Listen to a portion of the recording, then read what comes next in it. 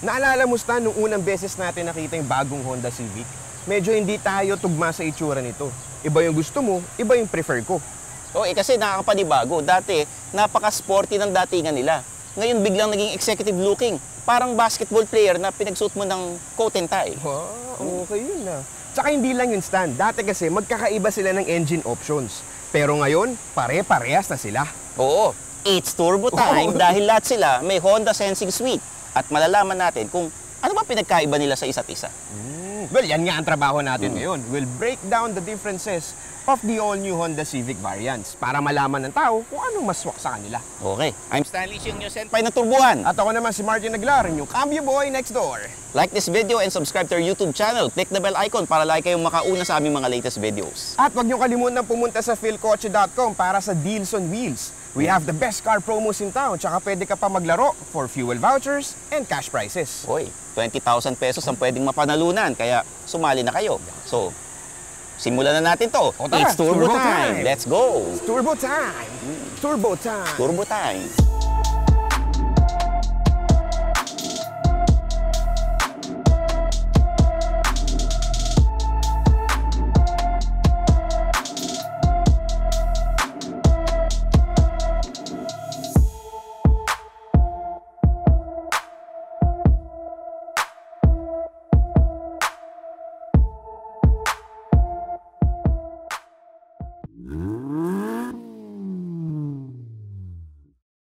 Kotse ba?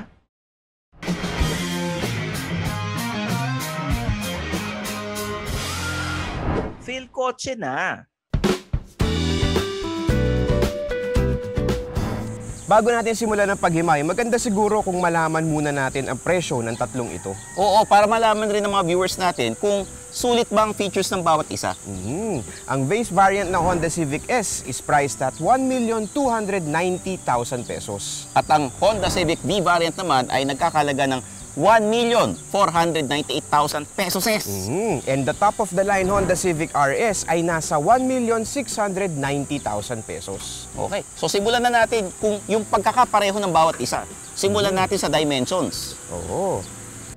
All three variants of the Honda Civic ay may haba na 4,678 mm, 1,802 mm na lapad, 1,415 mm height, wheelbase na 2,735 mm at ground clearance na 134 mm. Another similarity, no, Stan, is yung kanilang engine. All three variants of the Honda Civic comes with a 1.5-liter VTEC turbo with CVT. This 1.5-liter VTEC turbo makes 176 horsepower and 240 Nm of torque. In the city, it's able to run around 9 to 10 kilometers per liter at an average speed of 20 kilometers per hour. Sa highway naman, kaya nito ang 17 to 18 kilometers per liter at an average speed of 90 kilometers per hour. At syempre, lahat sila may Honda Sensing Suite on top of the standard safety features. Yep. This includes adaptive cruise control, low speed follow, collision mitigation braking system, lane keep assist system, road departure mitigation, lane departure warning, auto high beam, and lead car departure notification.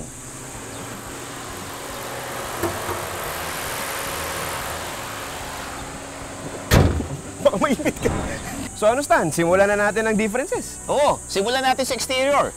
Actually, magkakamukha silang lahat, pero may subtle differences. Parang ako at ang mga BTS members. BTS, okay.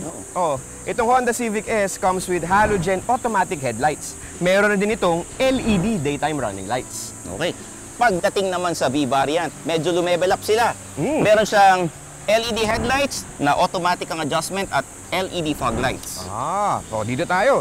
Dito naman sa top spec Honda Civic RS, it comes with LED headlights din. May LED DRLs din. Pero naiba dito, meron siyang RS emblem dun sa grill. Tsaka may rain sensing wipers to. BTS. BTS. Ano yung kanta? Sa gilid, magkamukha ang S at V variant, pero mas pansinin ang 17-inch wheels ng V compared sa 16-inch wheels ng S.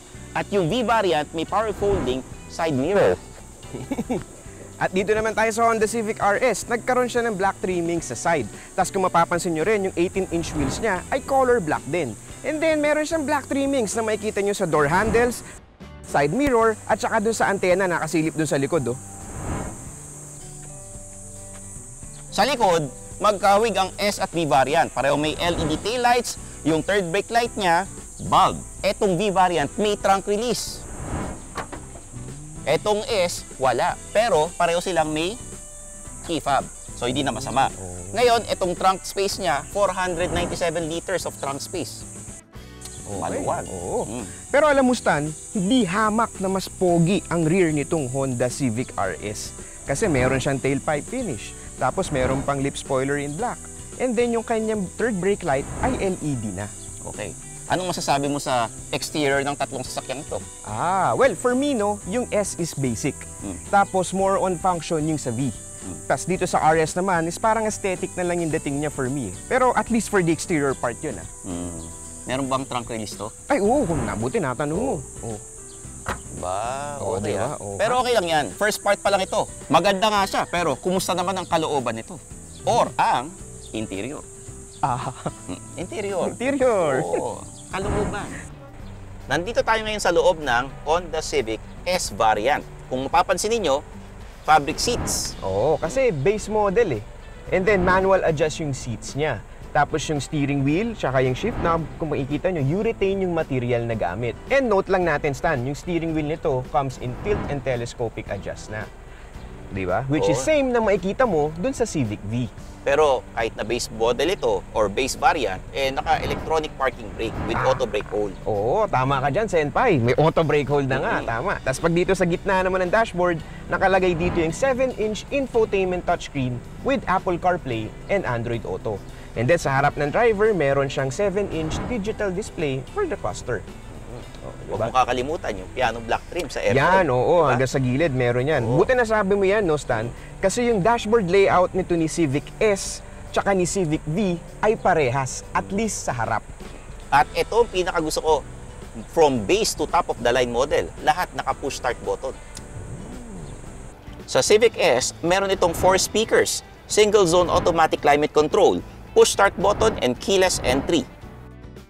Nandito tayo ngayon sa likod ng Honda Civic V variant. Pero wait lang, bakit sa likod? Kasi yung harap niyang S tsaka V, halos magkapareho. Ang pinagkaiba lang dito sa likod, may rear aircon vents, ditong V Other added features of the Civic V are 8 speakers and smart entry system. Oo nga, no, Stan, konti lang talaga yung differences nila sa interior, no? Pero kahit yung konting yun, ito nabigay nun, di ba, yung rear AC vents? Oo. Ang laking bagay. Siyempre. Para sa passenger comfort. Oo. Diba? Oo. And note na rin natin, Stan, no, all 3 variants of the Honda Civic ay merong 60/40 rear split folding seats na magagamit mo or mayu-utilize mo kapag kailangan mo maglagay ng mahabang gamit dun sa trunk mo. At bukod doon, etong V variant, meron siyang mga bottle holders at center armrest. Oo. Yan. And meron din siya ditong comfortable na patungan ng iyong siko. Diba? Ayan. Yan. And nandito na tayo ngayon sa loob ng Honda Civic RS. At makikita mo agad yung differences niya compared dun sa ibang variants. Oo, upuan pa lang. Leather and suede na. Harap at likod to Tapos, 9-inch touchscreen. Yung iba, 7 inches lang. Oo, at itong touchscreen na to already comes with wireless Apple CarPlay. Diba? Tapos dito sa harap ng driver, meron siyang 10.2-inch fully digital instrument cluster. Meron din tayo ditong paddle shifters. And then, yung upuan ng driver ay merong 8-way power adjustable seats. Pero manual pa rin for the front passenger. Tsaka ano itong nasisilip ko? Bakal na yung pedals mo, no? Oo, Senpai. Bakal-bakal na yan. Tapos combined pa yan with the paddle shifters, leather seats, and leather steering wheel. Napaka-sporty ng datingan nitong Honda Civic RS. Pero, alam mo, Stan, may isang feature tong variant na to na sure akong magugustuhan mo. Ano yun? Teka. Peram ng cellphone mo. Okay. Parang tagal bunutin. Ayan, malaki. Yan. Joke lang. Nakita ko yan. Alam ko sa iyan Hindi. Dahil wow! Oo. Dahil naka iPhone 13 Pro Max ka na with 256 gigabytes. Ba't alam mo? Nakikita ba yan sa ano? Pagka ganyan, no, pag matagal ka ng Apple user, ang tingin mo pa lang. Okay. Since rookie ka pa lang, matutunan mo rin yan. Rookie! Sige. Yun, no, since ganito na yung phone mo, magagamit mo na yung 15-watt mobile wireless charger. Yan. Aba, oo nga, nagcha-charge. Oo, nagcha-charge. Oo. Ang gandang combo niyan kasi sabi nga natin kanina may wireless Apple CarPlay na to, Oo. di ba? So you can use that feature while your phone is charging. And the best part, walang nakakalat na kable. O, di ba? Welcome to Apple. Oo. Taga-Apple ka ba? Hindi naman. Hindi. Baka kunin tayo, man. O sige.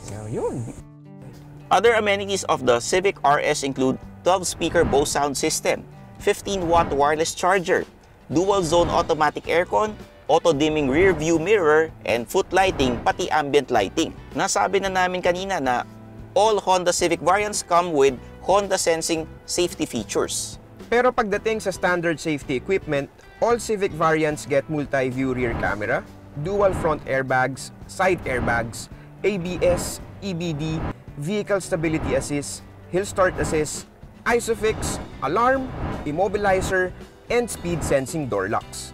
Additional lang sa Civic RS is may side curtain airbags ito, walk-away auto lock, and lane watch camera. Okay, drive na tayo. Ito yung pinaka-exciting part. So, when it comes to the drive, almost similar ang driving characteristics ng tatlong variants ng Honda Civic. Well, expected na yon kasi parehas sila ng engine, transmission, suspension, and other mechanical components. Pero Martin, ikaw ba masaya ka dyan sa leather steering wheel with paddle shifters tsaka yung metal pedals mo dyan? Oo naman, Senpai. Kasi premium feel yung nabibigay sa'yo ng leather steering wheel. Tapos yung paddle shifters naman, matutulungan kang mas makaarangkada agad. And then yung sport mode, yun nga, mas performance-oriented yung magiging takbo or yung magiging behavior and characteristics ng engine mo. Note ko lang, Stan, no? Adjustment ng sport mode dito sa RS variant, matatoggle mo dito, may switch siya dito sa likod ng cambio. Dun sa S and V variants, select mo yung S mode or yung sport mode through the gear lever. Diba? Pero ang laking bagay kasi nung paddle shifters. Although kahit may sport mode yung S and V, iba pa rin yung nabibigay sa'yo ni paddle shifters kasi mas makokontrol mo yung gear nung sasakyan. Kaya mas performance-oriented yung magiging takbo mo. Okay. Diba? And that what makes the Civic RS stand out. Alam mo, Tito Martin, hindi naman problema yun kasi naka VTEC turbo naman to mga to. Tsaka eto ang likod ng ng Civic talagang maluwag at komportable, no? Lahat naman ng generation ng Civic, maluwag talaga at komportable yung dito sa yung ride comfort. Pero dahil may rear aircon vents itong V at ang RS, no? Siyempre mas may advantage. Wala man akong pakialam sa mga leather. Ang importante sa akin, malamig na hangin. At yung upo ko rito, dito sa likod, no? Advisable for 2 people lang kasi yung dito sa gitna, merong may arc na nandito sa may paanan. So kung meron kang kasama sa gitna, mahihirapan ng konti kasi nakataas ng konti yung paa niya. Diba? Advisable lang, 2 tao. Pero alam mo kasi, Stan, more on driving fundamentals lang kasi yung binigay kay S Kaya that explains kung bakit walang rear aircon vents yung S variant. Pero kung ikaw naman music lover, ma-appreciate mo yung 12 Bose sound system, 'di ba? Talagang pwede kayong magkantahan dito sa RS, 'di ba? Oo, tama. Tsaka bagay na bagay 'yun, pang tugs-tugs, 'di ba? Tugs-tugs lalo na pag nakatambay kayo sa rooftop parking. Edi tigil na lang natin to, tumambay na lang tayo. Sige, tara. Tugs-tugs. Tugs-tugs. Staying alive. Staying alive. Ito, quick lang guys, no? Isang mabilisan lang. Lumipat kami from the RS dito sa loob ng S variant ng Civic. Kasi may napansin kami. And yung napansin namin is mas maganda ang handling nitong S variant. Iba siya mas maganda siyang mag-turn, tsaka mas stable siya pagka nagtatackle ka ng winding roads, tsaka mga wide corners. In that sense, mas madali or sa mga term ng colloquial term, mas masarap siyang itapon sa mga corners because of the weight. Kasi if my numbers are correct, 30 to 40 kilograms lighter itong S variant compared dun sa RS trim. Alam mo, Tito Martin, napansin ko rin yan Tinapon-tapon ko rin. Mas magaan nga ito. Tsaka Stan, note mo din yung mas makapal na gulong nito ni S. Diba? Na kaya ganun, mas mabibigyan kanya ng ride comfort kasi mas makapal yung goma So, yun, mas swabe, kumbaga. Tapos alam mo, Stan, yung mga video games, di ba may mga pwede kang piliin na kotse doon na mas mataas yung top speed. pero mas mababa yung handling. Meron din namang kotse na mas mababa yung top speed, pero ang taas naman ng rating ng handling. Di ba? Parang ganun yung comparison na nangyari ngayon between the RS and the S na Civic. Alam mo, Tito Martin, naisip ko na rin yan eh. Inunahan mo lang ako eh. Oo. Yun din napansin ko. Yan. Natututo ako sa'yo eh. Senpai ka nga kasi ng turbuhan, di ba? Recap lang ha, ang Honda Civic S variant ay nagkakahalaga ng 1,290,000 pesos at yung V variant ay nagkakahalaga ng 1,498,000 pesos. Oo. And the top spec Honda Civic RS naman ay may presyo na 1,690,000 pesos. Okay. Oo. So Tito Martin, ano yung nagustuhan mo sa tatlong to? Well, kung ako lang tatanungin mo, okay na ako dun sa S variant na base model.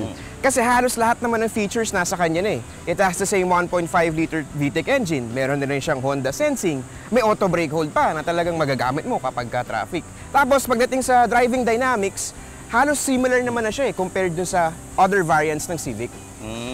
Pero kung may pamilya ka, meron kang jowa na inaatid, syempre malaking bagay rin yung may rear aircon vent. O diba? Halimbawa ako kunyari, ipagmamaneho ako ng driver ko, maganda yung may aircon sa likod.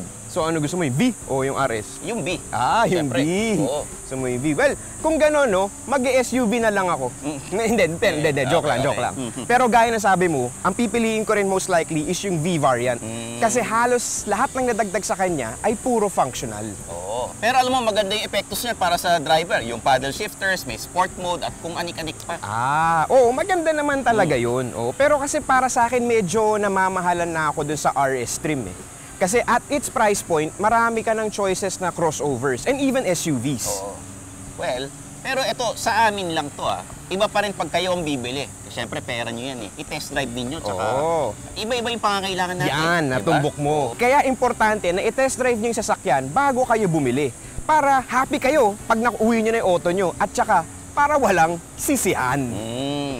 So ito na ang variant comparison namin for the all-new Honda Civic. I'm your host, Stanley Chi, yung senpai ng turbuhan. At ako naman si Martin Aguilar, ang inyong cambio boy next door. Pinapaalala lang namin sa inyo na i-follow nyo ako sa aking YouTube channel, youtube.com/StanleyChi. Meron akong Facebook, Twitter, Instagram, TikTok at Kumu. Siyempre, yung podcast ko, pakinggan niyo at mag-subscribe kayo. Underpaid with Stanley Chi. Para naman magkaroon naman ng mga listeners tayo. No?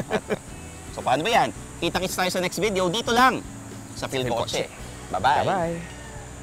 Tara, it's turbo time. It's turbo time.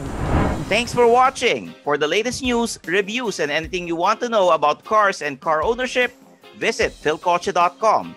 Follow us on YouTube, Facebook, Instagram, and Spotify para hindi ka huli sa usapan. Tandaan, kotse ba? Philcoche na!